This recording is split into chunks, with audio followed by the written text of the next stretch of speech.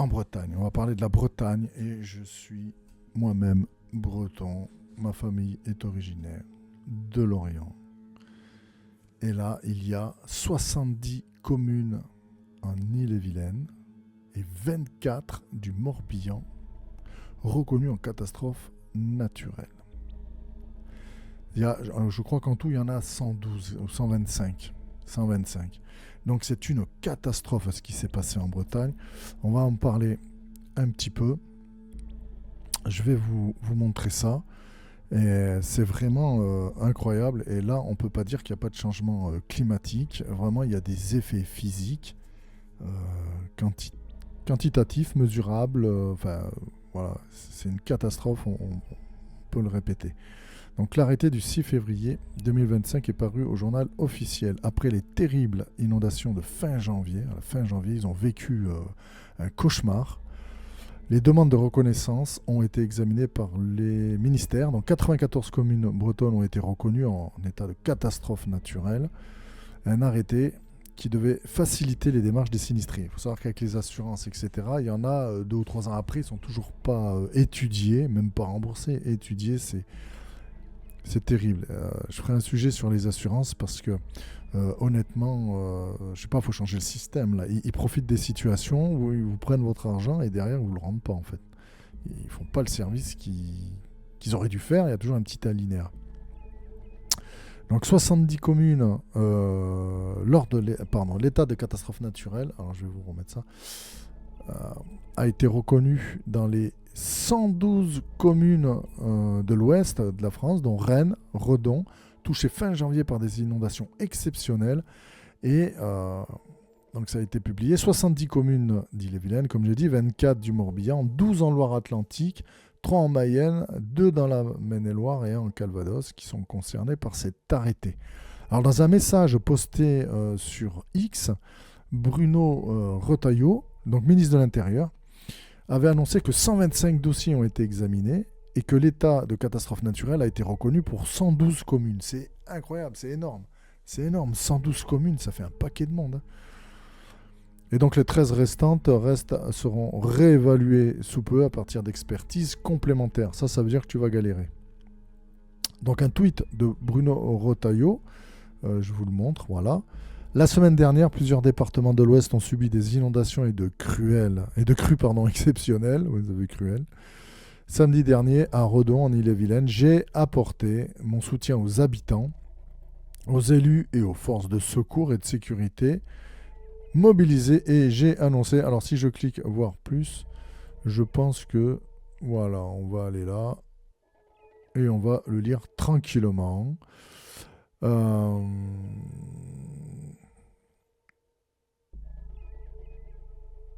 J'ai annoncé l'accélération de la reconnaissance à l'état de catastrophe naturelle. Donc dès jeudi, 125 dossiers ont été examinés.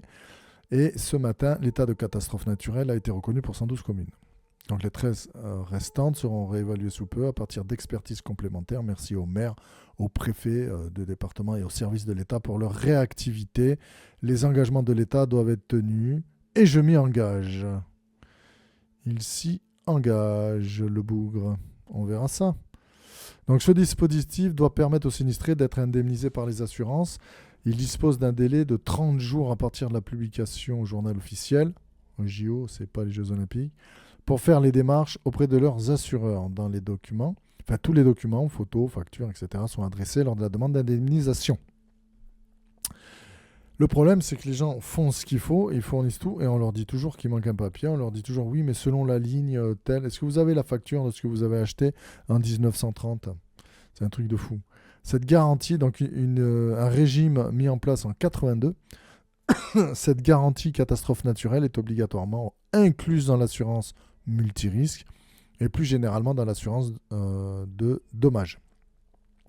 Les personnes qui possèdent une assurance de dommages, incendie, dégâts des eaux, etc. pour leur habitation, leur entreprise ou leur véhicule bénéficient automatiquement de la garantie catastrophe naturelle. Et tu verras que les assurances trouvent une astuce, une petite pirouette, quelque chose pour pas te payer en fait. Vous imaginez s'ils doivent rembourser des maisons de 125 communes, tu les ruines. Le régime légal catastrophe, je l'ai déjà lu ça, pourquoi ils le redisent? Oui. Alors il permet d'être indemnisé par un fonds national. Ce fonds est alimenté par une surprime appliquée à tous les contrats d'assurance habitation et véhicules. Donc il y a une surprime qui évidemment est mise. Parce qu'évidemment, c'est pas gratuit. Il y a un spécialiste que dans les 10 ans à venir, lui il a dit les 5 ans, on va dire les 10 ans, ce genre d'assurance, pour assurer sa maison là, en catastrophe naturelle, va devenir, soit elle va être enlevée, elle va être complètement enlevée, soit au contraire, elle va être à un prix exorbitant. Ils vont faire des augmentations de fou, parce que pour eux, ça va devenir compliqué. En fait, une assurance, ça marche comment? Vous payez tous les mois, et à un moment donné, ils ont besoin de vous. Donc, si on paye tous les mois, vous prenez, il y a 1000, 2000, 5000 personnes qui payent, 10 000 personnes, 1 million de personnes. Ils ont une somme d'argent. Et à la base, c'est pas tout le monde qui a besoin en même temps de l'argent. Donc, ils gagnent de l'argent. Sauf que là, maintenant, avec le changement climatique, avec tout ce qui se passe, eh bien, en fait, si, il y a trop de monde qui ont besoin de l'argent en même temps. Et donc, ça va devenir un problème, un vrai problème. Donc, je disais, cette dernière vient d'augmenter. Donc, depuis le 1er janvier 2025, voilà, déjà, elle a augmenté. Elle est passée de 12 à 20%. De 12 à 8%, elle a pris. Du montant, donc, de l'assurance habitation, soit une vingtaine d'euros de plus à payer chaque année par l'assuré. La surprime de 9% sur les assurances dommages des véhicules automobiles. Donc, ça va augmenter tout le temps. Ça, c'est sûr. Les dégâts des tempêtes estimés à 130 millions. 130 millions. Donc le 6 février, donc la semaine dernière, la Caisse centrale de réassurance est estimée entre 130 et 160 millions d'euros le coût de la succession de tempêtes et de crues qui ont touché la Bretagne et notamment l'Île-et-Vilaine fin janvier. Le mois de janvier à Rennes a été le plus pluvieux depuis 1945. Alors en Bretagne, un mois qui est le plus pluvieux de 45, il est pluvieux. On peut se dire que là, ça envoie du steak. Donc tout mois confondu selon Météo France. Donc ça veut dire qu'on part vers, sans être pessimiste à fond, alarmiste ou ce qu'on veut, on part vers des conditions qui vont devenir extrêmement compliquées avec un système d'assurance, de rémunération et de protection qui va lui-même devenir extrêmement compliqué. Probablement qu'on se dirige vers un système un peu à l'américaine où les riches, ceux qui ont les moyens, pourront assurer leur maison et les autres, ils pleurent. Ce qui est arrivé aux incendies à Los Angeles, les stars, même certaines stars sur TikTok, Instagram, ont fait des vidéos pour montrer l'avant et l'après. Ils pleurent, ils ont les boules, mais ils ont d'autres maisons déjà et ils vont pouvoir s'en racheter une. Et puis il y a d'autres gens qui ont fait pareil, qui ont montré aussi, mais eux par contre non, plus rien. Puisqu'aux États-Unis, c'est marche ou crève en fait. Donc ils n'ont plus rien. Ils ont travaillé toute leur vie. Ils ont passé leur économie, leur labeur, leur sueur, leur santé pour avoir cette maison. Et là, paf, clochard. C'est comme ça aux États-Unis. Dis-moi ce que tu en penses. Dis-moi toi comment tu ferais. Est-ce que tu as un système pour qu'on puisse assurer les maisons? Est-ce qu'il y a un système économique? Une autre façon de faire.